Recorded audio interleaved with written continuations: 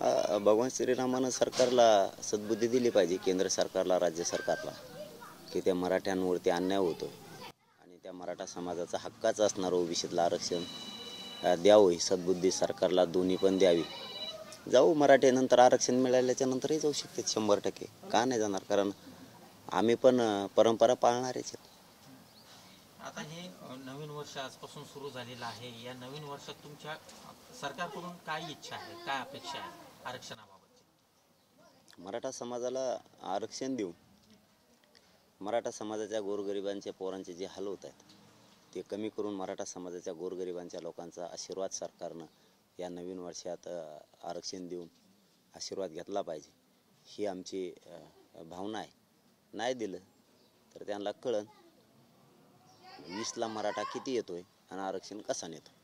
20ची तुम्ही जय्यत तयारी करताय, भाजप दुसरीकडे राम मंदिराच्या उद्घाटनाची तयारी करताय. मग चांगली गोष्ट आहे ना, त्यांचं ते काम करतायत. ते कुठं आहे? तिकडं लय लांब आहे, तिकडं कुंगड पार 2-3 राज्य ओलांडून. आमचा इथला महाराष्ट्राचा प्रश्न आहे आणि श्रीराम प्रभूसुद्धा अन्यायाविरुद्धच लढले, जनतेला न्याय मिळावा, जनता सुखी राहावी म्हणून. तेच काम महाराष्ट्रातला मराठा समाज करतोय, जनता सुखी राहावी. अन्यायाविरुद्ध मराठा लढायला लागलाय, तेच काम आहे. एवढाच फरक आहे की शेतात जरी माणूस असला तरी तो जर जाऊ शकत नसला तिथपर्यंत, तर स्वतःच्या रानातून सुद्धा मनात भाव पाहिजे, रामनाम जप करू शकतो. असं काहीच नाही. असे ग्रंथामध्ये हजारो उदाहरण आहेत की शेतात काम करताना सुद्धा की जप केलेले आणि देवसुद्धा तिथं त्यांना प्रसन्न झालेत. आम्ही सुद्धा आमच्या मनात जर भावना आहे तर आम्ही रस्त्यानं चालताना सुद्धा त्या दिवशी आनंद 22 तारखेला व्यक्त करू शकतो. तिथंच जावं असं काय नाही, इथंही मनात असलं पाहिजे. मनात असल्याच्या नंतर आनंद हा व्यक्त कुठंही होऊ शकतो, कुठंही. आम्ही 22चा आनंद आमच्या दिंडीमध्येच व्यक्त करू.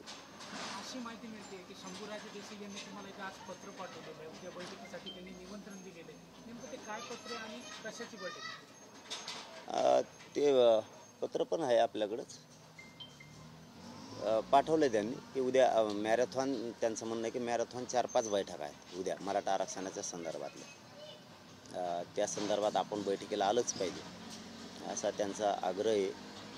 परंतु आम्ही त्यांना सांगितलं आहे, म्हणजे सांगतोत म्हणून, परंतु आम्ही OEDना मुख्यमंत्र्यांच्या सांगितलं की आमचीच विनंती आहे की तुम्ही तुमच्या स्तरावर बैठक घ्या.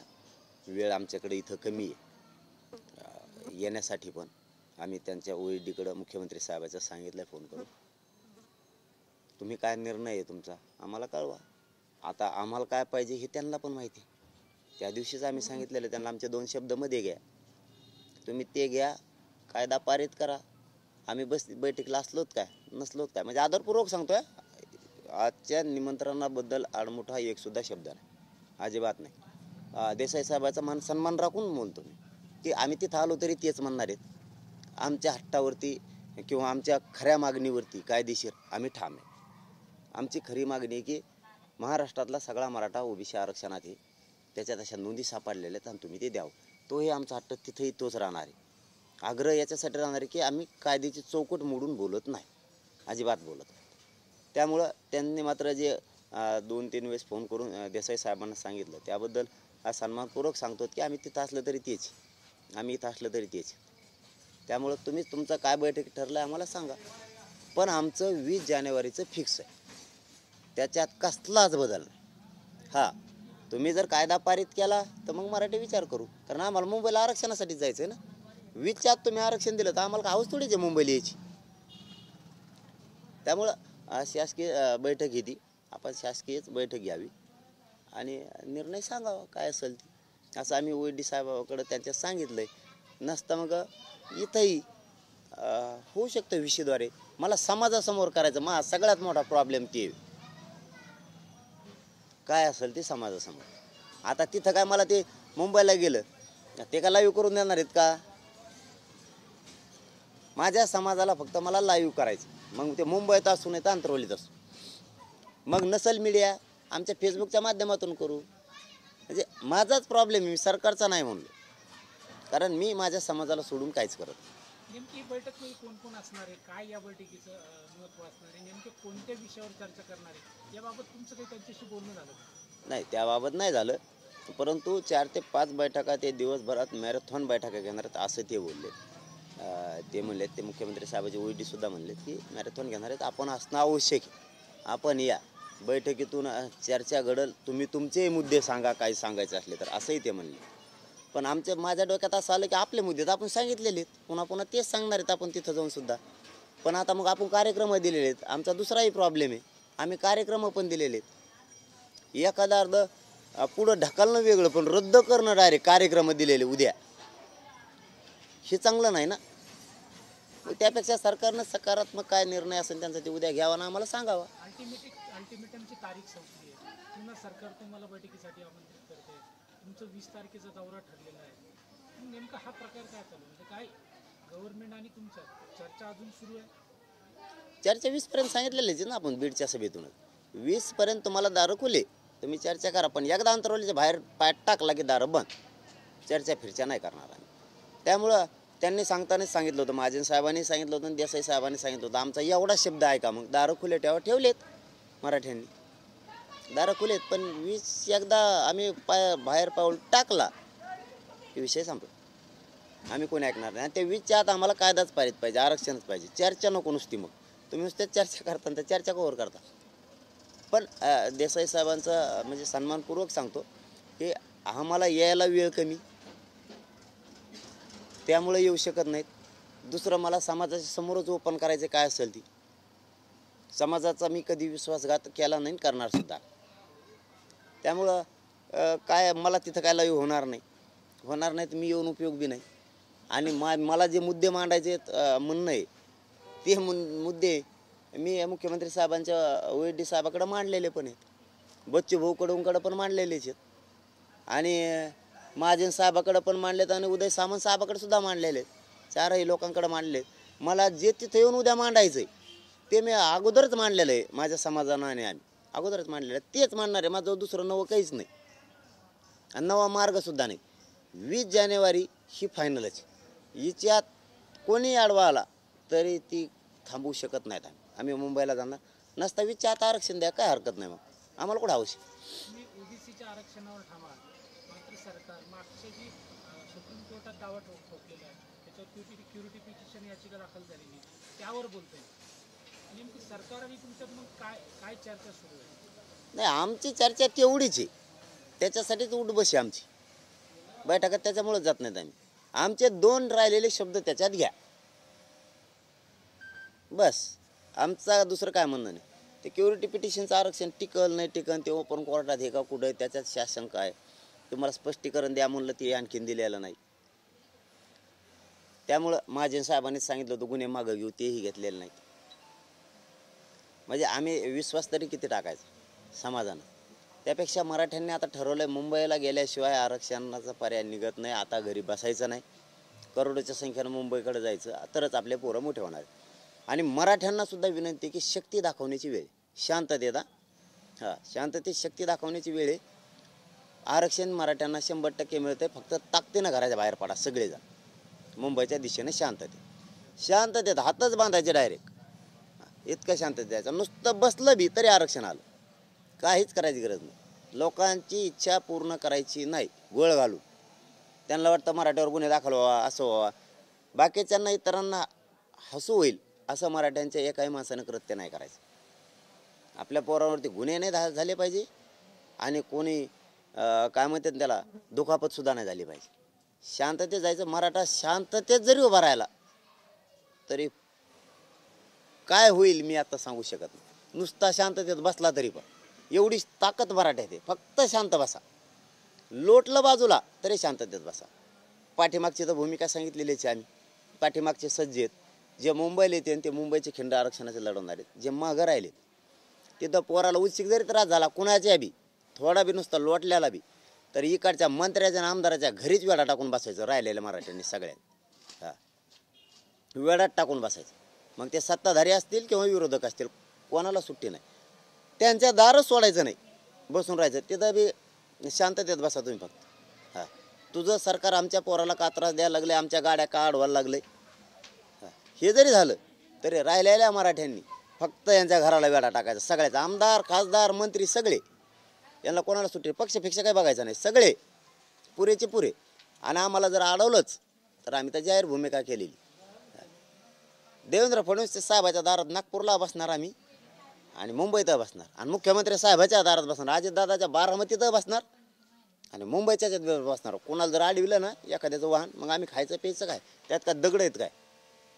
एवढा अन्याय मराठ्यावर नाही करायचं, हा अजिबात नाही करायचं. कारण शेवटी आम्ही सुद्धा तुमचे आहेत, आणि तुम्ही सत्ताधारीत म्हणजे पालक होतो तुमच्याकडे. शिष्टमंडळी मुंबईला जाऊन आला. आता उद्या मुंबईची बैठक आहे असं तुमच्याकडून कळतंय. मुंबईची जर ग्राउंडची स्थिती जर बघितली, त्या ग्राउंडची क्षमता 30 ते 35,000 एवढी आहे. 3 कोटी तुम्ही मराठे घेऊन त्या ठिकाणी जाणार. मग द्या आरक्षण, नाही जात आम्ही, देऊन टाका आरक्षण पटकून, हो मोकळं. मराठ्यांकडून बी एक सिद्ध झालेलं आहे, 54 लाख नोंदी मिळाल्या, तुम्हीच म्हणतात, देऊन टाका. मग आता कायदा पारित करायला तर महाजन साहेब असं म्हणले होते. जरांगे पाटील 4 दिवस वेळ दिला तुम्ही, हे शक्य नाही, 1 महिन्याचा वेळ द्या. आम्ही आधार घेतो, नोंदी सापडतो आणि तुमच्या मागणीप्रमाणे देतो, हे महाजन साहेबाचे शब्द आहेत. आणि हे जर खोटे असले ना, मीडियाजवळ आणखीन फुटेज आहे. मीडियावाले लगेच मग इकून त्यांचा फोटो टाकी आणि इकून ती व्हिडिओ दाखवते. मग सोपं नाही भाऊ. इथं लय दणका अवघड आहे, फक्त खोटं बोलून बघा तुम्ही.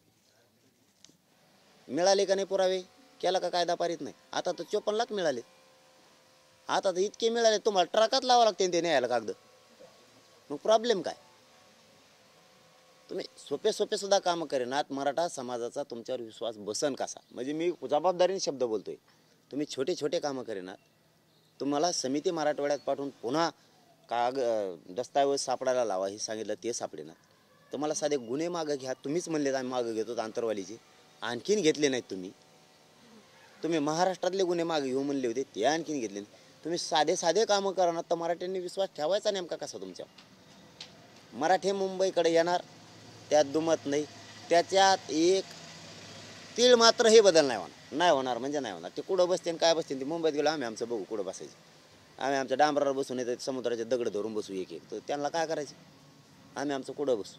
आम्हाला बऱ्याच गोष्टी बघायच्यात मुंबईत, त्याच्यामुळं आमचं त्याच्यात बराच टाईम जाईल ना. का गेल्या झोपणार थोडेच आम्ही. आम्हाला लाईटी कशा आहेत काय बघायच्या, त्याने पोलावर लावलेल्या.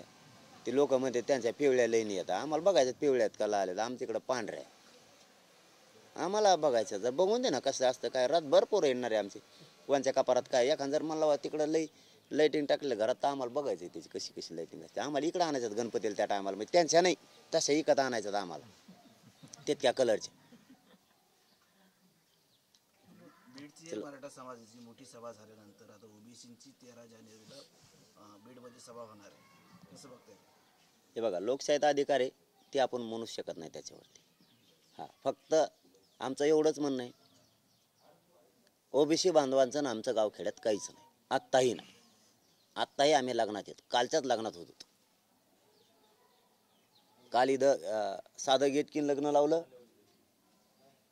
सगळे ओबीसीचे बांधव तिथं. आम्ही आत्ताही एकमेकात वाढायला सुद्धा येते एकामेकाला, लग्नात सुद्धा. फक्त ओबीसी बांधवांना माझी विनंती आहे, आम्ही ओबीसीमध्ये आमच्या नोंदी सापडल्यात. उदाहरणार्थ जसं जमीन असते, ती जमीन सापडली, तुम्ही घेऊ नका असं नाही म्हणू शकत. नेमानं बोलून नेमात राहू. तो राजकारणी माणूस आहे, तो तुमचा वापर करतो. तो राजकारणी माणूस हे समजून घ्या, तुमचा तो वापर करतो. माझी हात जोडून कळकळीची विनंती आहे तुम्हाला, आपण गावखेड्यात एकत्र आहेत. तो राजकारणी माणूस आहे, तो उपयोग करतो. एकतर धनगर बांधवांचं आरक्षणाचाही मागत नाहीत, वंजारी बांधवाचं अजिबातच नाही. ते तर वेगळा बांध पडलेला आहे, त्यांना वेगळा प्रवर्ग करून दिलेला आहे. राहिला ओबीसी बांधवांचा विषय, तर त्या बांधवांना विनंती की आमच्या नोंदीच सापडल्यात, आम्हाला कमवून नका येऊ म्हणता तुम्ही.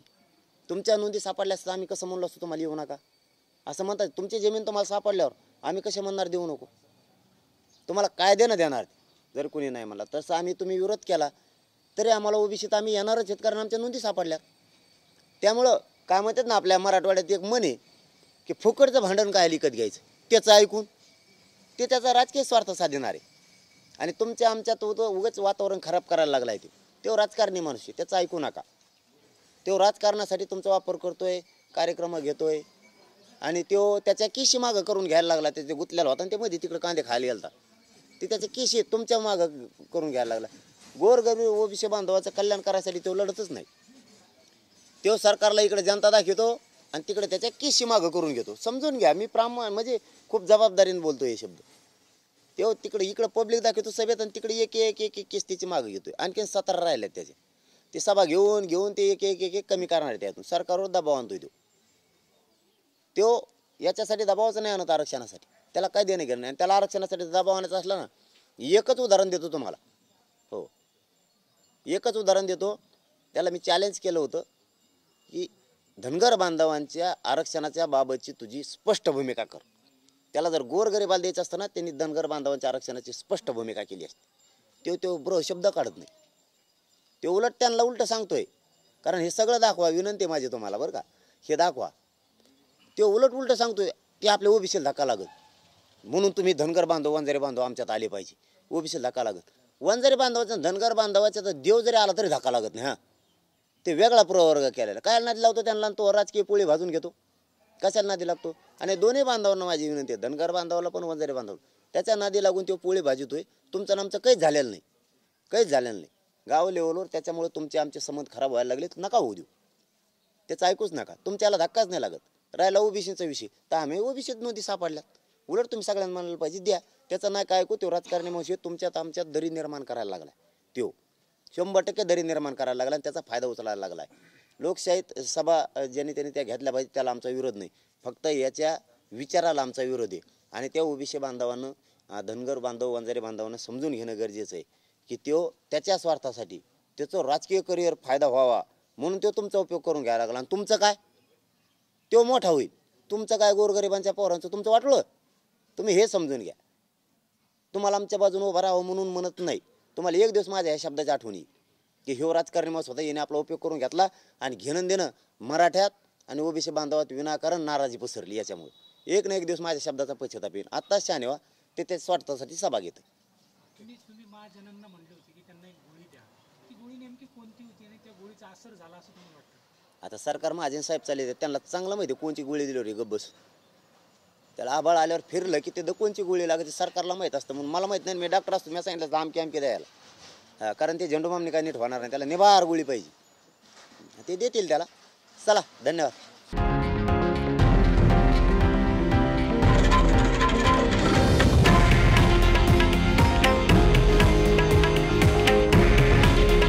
हे आहे देशातील नंबर 1 न्यूज नेटवर्क आणि आपण पाहत आहात TV9 मराठी. काळजी तुमची, हित महाराष्ट्राचं.